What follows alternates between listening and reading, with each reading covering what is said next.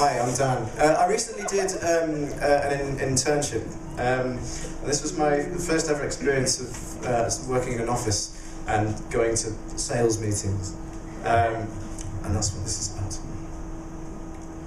We're all sitting around the big table, staring at the big spreadsheet.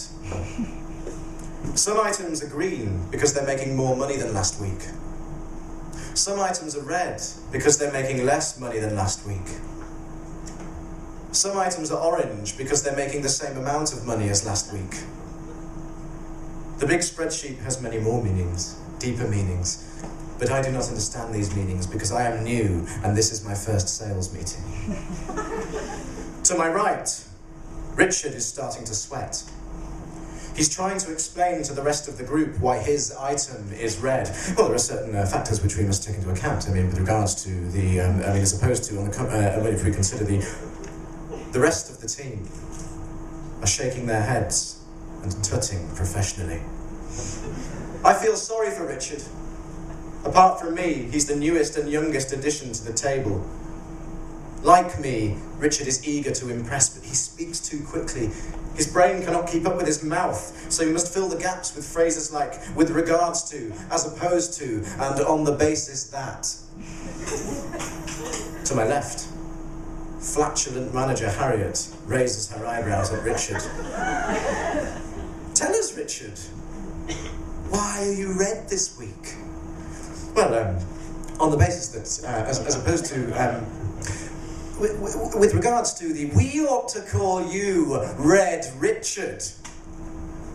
The group titter at Harriet's suggestion. Red Richard. Marketing dimwit. Richard is shaking. We can't have this, Richard. We simply can't have this. Harriet reaches over and points at the red item. It's in the bottom left corner of the big spreadsheet, right under my nose. We simply can't have this. We can't have this, Red Richard. We can't have this. I gather up a large mouthful of saliva and open my mouth, letting it fall slowly onto Harriet's hand.